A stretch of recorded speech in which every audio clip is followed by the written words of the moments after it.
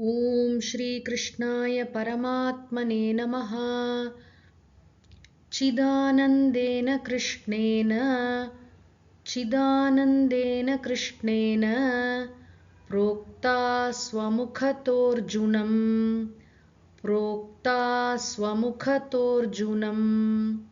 वेदत्रयी परानन्दा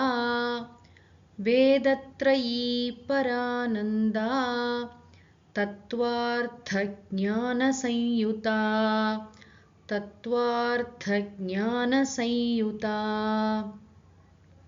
இந்த கீதையின் பெருமையை தொடர்ந்து பகவானே சொல்கிறார். சிதானந்தேன கிருஷ்ணேன புரோக்தா என்றால் சொல்லப்பட்டது.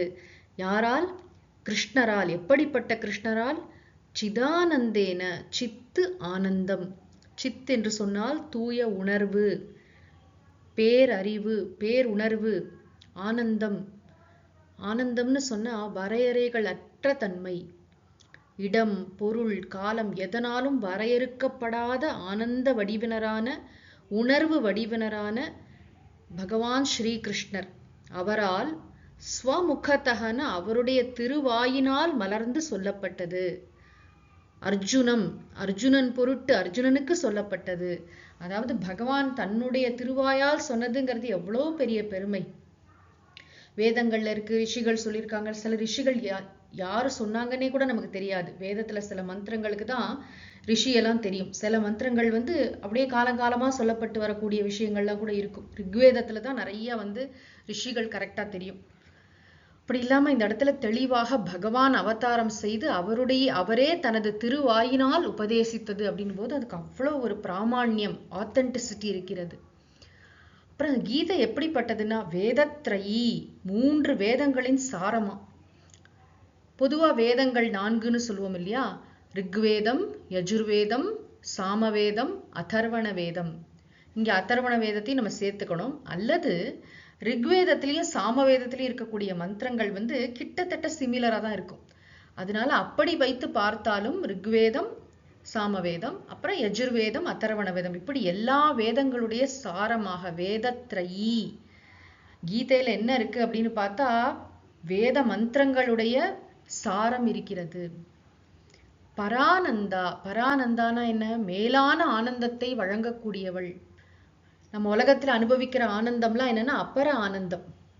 ஏதோ ஒண்ணு சாப்பிடுறோம், எதையோ ஒண்ணு பார்க்கறோம், ஏதோ ஒண்ணு சந்திக்கிறோம். இது எல்லாம் உலகத்துல நம்ம அனுபவிக்கக்கூடிய புலனின்பங்கள், கண்ணால, காதால, மூக்கால, நாக்கால நம்ம அனுபவிக்கக்கூடியது எல்லாமே குறைவுடையவை, துன்பம் கலந்தவை. துன்பம் கலவாத பேரின்பம் இந்த உலகத்துல இருக்கா அப்படிங்கறதான கேள்வியே. நம்ம எல்லாருக்குமே இன்பத்தெல்லாம் அனுபவிக்கிறோம். ஆனா துன்பம் கலவாத இன்பம் இருக்கிறதா? நம்மை அடிமைப்படுத்தாத இன்பம் இருக்கிறதா? நிலையான பேரின்பம் இருக்கிறதா? இப்ப இருக்கு, திடீர்னு பார்த்தா கொஞ்ச நாள் கழிச்சு அதே விஷயம் நமக்கு இன்பத்திற்கு பதிலாக துன்பத்தை தருகிறது. இதெல்லாம் கீதையில நிறைய ஆராய்ச்சி பண்ணப்பட்டிருக்கு. நம்முடைய இன்பத்தின் இயல்பு என்ன, இன்பத்தை நம்ம எங்க தேடுறோம், அற்புதமாக கீதை நமக்கு கற்றுத்தரும். இப்ப கீதையே என்னன்னா பரானந்தா, மேலான இன்பத்தை உணர்த்தக்கூடியது, எதையும் சார்ந்திராத ஆனந்தம், நானே ஆனந்த ஸ்வரூபம் என்பதை, அந்த மேலான ஆனந்தத்தை உணர்த்தக்கூடியது கீதா சாஸ்திரம். எப்படிப்பட்டதுன்னா தத்துவ அர்த்த ஞான சம்யுதா. தத்துவார்த்தம், தத்துவம் அப்படின்னு சொல்றோம் இல்லையா? தத்துவம்னா என்ன? பொதுவா பிலாசபி அப்படின்னு சொல்லுவோம். தத்துவம்னா உள்பொருள்னு அர்த்தம். எது உண்மையிலே இருக்கோ அதுக்கு தான் தத்துவம்னு பேரு. அதனுடைய தன்மை, அதனுடைய இயல்பு, உண்மையான இயல்பு. இப்ப நான் அப்படின்னு சொல்றோமே, உயிர், நம்மளுடைய உண்மையான இயல்பு என்ன? இந்த உலகத்துடைய உண்மையான இயல்பு என்ன? கடவுளுடைய உண்மையான இயல்பு என்ன? உண்மையிலே என்ன இருக்கு அப்படிங்கிறத தெள்ளத் தெளிவாக கீதை நமக்கு கற்றுத்தரும். அதுதான் தத்துவ அர்த்த ஞான சம்யுதா. தத்துவ அர்த்த ஞானத்துடன் கூடியது, தத்துவார்த்த ஞானத்தை கொடுக்கக்கூடியது. இந்த கீதையில ரொம்ப விசேஷமான ஒரு முக்கியத்துவம் வாய்ந்த இடம் என்னன்னு கேட்டா, அம்சம் என்னன்னு பார்த்தா, நம்முடைய மனதை எப்படி பக்குவப்படுத்தணுங்கிற விஷயத்தையும் கீதை கற்றுத்தரும்.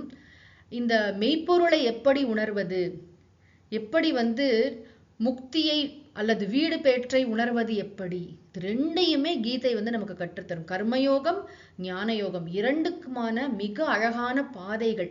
நம்ம என்னென்ன சாதனைகளை கடைபிடிக்க வேண்டும், நம்முடைய வாழ்க்கையை நாம் எப்படி அமைத்துக் கொள்ள வேண்டும், எப்படி மனசை தூய்மைப்படுத்திக்கணும், எப்படி கர்மயோகம் செய்ய வேண்டும், எப்படி ஞானத்தை பெற வேண்டும், பெற்ற ஞானத்தை எப்படி மனதில் தக்க வைக்க வேண்டும், ஞானத்தை பெற்ற பிறகு என்ன செய்ய வேண்டும், இதெல்லாம் தெள்ளத் தெளிவாக ஒருத்தர் தன்னை ஞானின்னு சொன்னாலும் சரி, கர்மயோகி எந்த நிலையில இருந்தாலும் அடுத்தடுத்த நிலைகள்ல மேல மேல போவதற்குரிய அழகான பாதை தான் கீதை.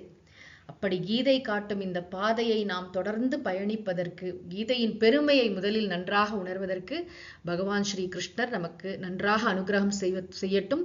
குருநாதரின் திருவருளால் தொடர்ந்து நாம் கீதா மகாத்மியத்தையும் அதன் பிறகு தியான ஸ்லோகம், பகவத்கீதை ஸ்லோகங்களுக்கு பொருள் தெரிந்து கொள்வதையும் தொடருவோம். ஓம் சாந்தி சாந்தி சாந்திஹி. ஹரிஹி ஓம் தத்சத். ஸ்ரீ கிருஷ்ணார்ப்பணமஸ்து.